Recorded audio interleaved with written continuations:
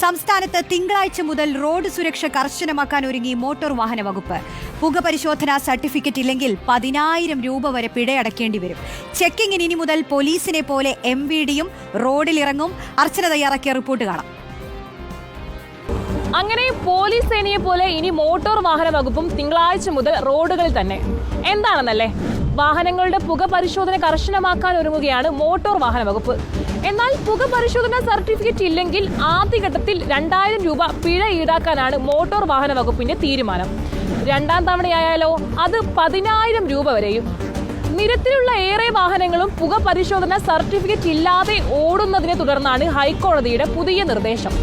അതേസമയം പാർക്കിംഗ് ഇല്ലാത്ത സ്ഥലങ്ങളിൽ വാഹനങ്ങൾ നിർത്തിയിട്ടാൽ പോലും ആ കുറ്റത്തോടൊപ്പം തന്നെ എല്ലാ സർട്ടിഫിക്കറ്റുകളും പരിശോധിക്കണമെന്നാണ് പുതിയ നിർദ്ദേശത്തിലുള്ളത്. ഈ നിർദ്ദേശപ്രകാരം തന്നെ ലൈസൻസ്, ഇൻഷുറൻസ്, പുക പരിശോധന സർട്ടിഫിക്കറ്റ്, വാഹനം രൂപമാറ്റം വരുത്തിയത്, കൂളിംഗ് ഫിലിം ഒട്ടിച്ചത്, നമ്പർ പ്ലേറ്റിന്റെ രൂപമാറ്റം തുടങ്ങി എല്ലാ കാര്യങ്ങളും പരിശോധിക്കുകയും ചെയ്യണം. എന്തായാലും മോട്ടോർ വാഹന വകുപ്പ് വലിയൊരു ആക്ഷൻ പ്ലാനുമായാണ് റോഡിലേക്ക് ഇറങ്ങുന്നത്. ആദ്യ ആഴ്ചകളിൽ ചരക്കു വാഹനങ്ങളാണ് പിടിക്കുക.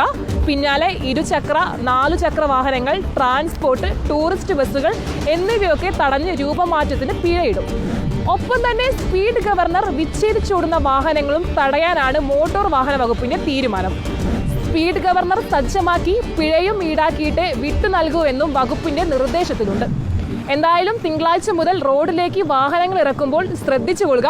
മോട്ടോർ വാഹന വകുപ്പിന്റെ ഇരു കണ്ണുകളും നിങ്ങൾക്കും നിങ്ങളുടെ വാഹനത്തിനും മേലുണ്ട്. അതാണ് തിങ്കളാഴ്ച മുതൽ കൂടുതൽ ശ്രദ്ധിച്ചോളൂ. കർശന പരിശോധനയായിരിക്കും റോട്ടിൽ.